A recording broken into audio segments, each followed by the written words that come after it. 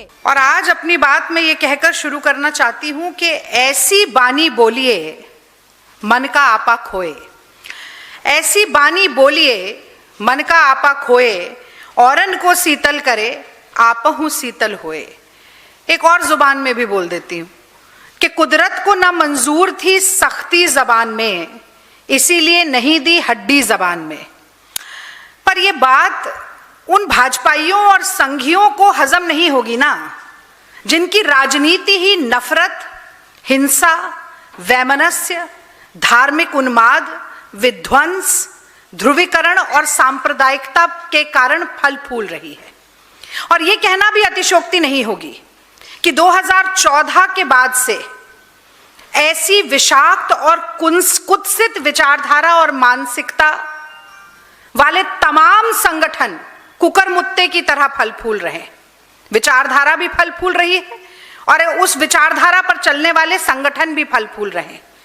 और ये वो संगठन है जो चुटकी बजाते ही या पलक झपकते ही आए दिन भारत के संविधान को ताक पर रखकर हिंदू राष्ट्र बनाने की मांग करते हैं, अल्पसंख्यक समुदायों को टारगेट करते हैं, भारत के समाज का जो सौहार्द है, जो सामंजस्य है, जो प्रेम है, भाईचारा है, बंधुत्व है, उसको खत्म करने की कोशिश करते हैं। और इसी तर्ज पर चलते हुए भारतीय जनता पार्टी और संघ के तमाम नेता भड़काऊ भाषण देते हैं, हेट स्पीच करते हैं। और मोदी जी से जब पूछा जाता है या उनके प्रवक्ताओं से जब पूछा जाता है तो वो फ्रिंज एलिमेंट कहकर पल्ला झाड़ लेते हैं। पर अब मानक बदल रहे हैं। हेमंत बिस्व शर्मा फ्रिंज एलिमेंट नहीं है, भाजपा ही है, पर संवैधानिक पद पर आसीन असम के मुख्यमंत्री हैं। तो अगर असम का मुख्यमंत्री ये कहे कि मियां को इतना परेशान करो कि वो असम छोड़ के भाग जाए, कि अगर रिक्शे वाला कोई मियां हो तो 5 रुपए की जगह 4 रुपया देना, तो ये अपेक्षा होती है। ये फ्रिंज एलिमेंट नहीं है, इस पर प्रतिक्रिया है, ये अपेक्षा होती है। और जब उसी हेमंत बिस्व शर्मा का एक ऐसा वीडियो बनाया जाता है जिसमें कि बंदूक तान कर अल्पसंख्यक समुदाय की ओर निशाना लगाया जाता है, तो वो गोली मुसलमानों पर नहीं चलती है, इस देश के संविधान पर चलती है, ये संविधान पर चलती है। ऐसी ही नफरती गोली ने महात्मा गांधी का सीना भी छलनी किया था। और असम भाजपा का ऑफिशियल हैंडल सोशल मीडिया उसे ट्वीट करता है, कोई प्रतिक्रिया नहीं होती। गोदी मीडिया पर सन्नाटा पसरा रहता है, मोदी जी के मुंह में दही जम जाता है। इतनी थू-थू होती है समाज में और दुनिया में कि वो ट्वीट डिलीट करना पड़ता है। पर अब मैं मुख्य सवाल पर आती हूं कि वो हिम्मत कैसे होती है ऐसी घटिया सोच का प्रदर्शन सार्वजनिक रूप से करने की। यह हिम्मत तभी होती है जब यह पता हो कि सर्वोच्च नेतृत्व का संरक्षण और आशीर्वाद प्राप्त होगा। और यह भूमिका मैंने इसलिए बांधी कि आज ये सवाल जो मैं पूछने वाली हूं वो सीधा सर्वोच्च नेतृत्व से यानी कि मोदी जी से ही पूछना पड़ेगा कि एक सांप्रदायिक संगठन सनातन संस्था ने भारत मंडपम में सनातन राष्ट्र शंखनाद महोत्सव आयोजित किया।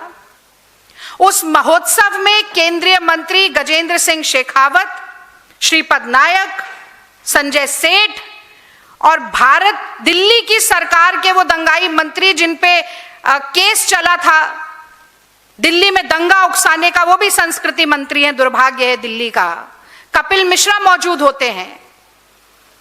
उस कार्यक्रम में मुसलमानों के जबरन सामूहिक धर्मांतरण की बात होती है। उस कार्यक्रम में संविधान को दरकिनार करके हिंदू राष्ट्र बनाने की बात होती है, संविधान को बदल देने की बात होती है। उसमें बात होती है कि मुसलमानों को मार पीट कर कैसे भारत की सीमा से बाहर फेंका जाए। और आश्चर्य की बात देखिए, इस कार्यक्रम को भारत सरकार प्रायोजित करती है। मोदी सरकार का संस्कृति मंत्रालय 63 लाख रुपया जो कि इस देश की जनता की खून पसीने की कमाई है, 63 लाख रुपया ऐसे सांप्रदायिक संगठन को सशक्त बनाने के लिए, देश का माहौल बिगाड़ने के लिए, देश के अल्पसंख्यक समुदाय के खिलाफ समाज में दुर्भावना भरने के लिए देश की सरकार, मोदी जी की सरकार पैसा दे रही है। अब तो फ्रिंज एलिमेंट्स की भी बात नहीं है, क्योंकि ये मोदी सरकार स्वयं कर रही है। और मुझे बताना होगा कि ये सनातन संस्था गोवा का एक संगठन है जिस पर कर्नाटक पुलिस जांच कर रही है गौरी लंकेश और एमएम कलबुर्गी की हत्या की। ये जांच चल रही है और ऐसे में दुर्भाग्य की भी अगर मैं कहूं तो ये बहुत ही छोटा शब्द हो जाता है। द क्विंट ने इस कार्यक्रम पर एक स्टोरी की और उसके बाद ये जानने की कोशिश की आरटीआई के जरिए कि कितना पैसा भारत सरकार ने दिया। वो आपके सामने ये लिखा भी हुआ है। दिल्ली सरकार ने अभी नहीं बताया कि कितना पैसा दिल्ली सरकार ने दिया है और किस कारण से दिया है। मैं ये पढ़ना चाहती हूं कि in this regard it is informed that Ministry of Culture, Government of India has sanctioned financial assistance of 63 lakh to Sanatan Sanstha Sangathan Ashram, then the address for Sanatan Rashtra Shankhnad Mahotsav to be organized at Bharat Mandapam, New Delhi under the commemoration of 150th year of national song Vande Mataram। तो वंदे मातरम का तो ना वाह हुआ ना माँ हुआ, जो हुआ वो मैंने आपको बताया। तो अब मैं सीधे सीधे 3-4 सवाल पूछना चाहती हूं कि एक ऐसे कार्यक्रम में जहां नारे लगे हों कि भारत तेरे अब्बू की जागीर नहीं है, जहां नारे लगे हों कि ये हम बनाम वो की लड़ाई है, जहां नारे लगे हों कि संविधान को छोड़कर हिंदू राष्ट्र बनाना है, जहां पर नारे लगे हों कि मुसलमानों को भारत की सरजमीन से भगाना है, ऐसे कार्यक्रम के लिए मोदी जी की सरकार ने 63 लाख रुपए क्यों दिए? मैं जानना चाहती हूं, क्या मोदी जी समाज में सांप्रदायिक ध्रुवीकरण चाहते हैं? क्या मोदी जी इस देश की गंगा जमुनी तहजीब को सरकारी पैसे से तार तार करना चाहते हैं? क्या मोदी जी अल्पसंख्यकों के खिलाफ काम कर रहे संगठनों को और सशक्त करना चाहते हैं? क्या मोदी जी इस देश की अनेकता में एकता को पूरी तरीके से ध्वस्त करना चाहते हैं? और ये सवाल पूछ जरूर मोदी जी से रहे हैं, पर मैं जानती हूं कि उनके लिए बेमानी है। और इसलिए बेमानी है कि मोहम्मद बिन सलमान को तो गले लगाएंगे, पर देश के मुसलमान को कपड़ों से पहचान जाएंगे, कुत्ते के पिल्ले के साथ तुलना करेंगे। जब मुसलमानों का वोट चाहिए होगा तो मोहम्मद सामी को भाई बना लेंगे, और जब हिंदुओं को भड़काना होगा तो हर चुनावी भाषण में मुसलमान को घुसपैठिया बताएंगे। तो मोदी जी से, उनकी सरकार से तो सवाल है, पर यह सवाल मैं भारत की जनता के सामने भी रखना चाहती हूं, इस देश के हर न्याय सम्मत नागरिक के सामने रखना चाहती हूं कि संवैधानिक पद पर बैठा व्यक्ति एक समुदाय पर गोली चलाएगा और एक ऐसे कार्यक्रम में जहां पर एक कम्युनिटी की एथनिक क्लेंजिंग की बात हो रही हो, वहां पर केंद्रीय मंत्रिमंडल जाएगा और भारत की सरकार पैसा देगी, तो भारत का मान सम्मान अंतरराष्ट्रीय पटल पर भी क्या रह जाएगा?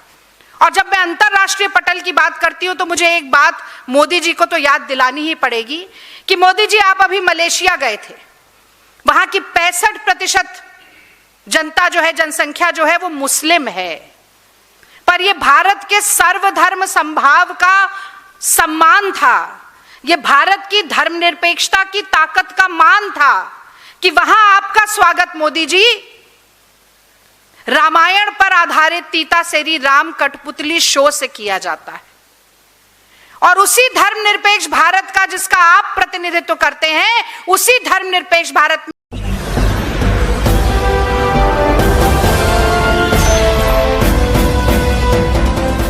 आप देख रहे हैं लाइव 99 राष्ट्र सबसे पहले।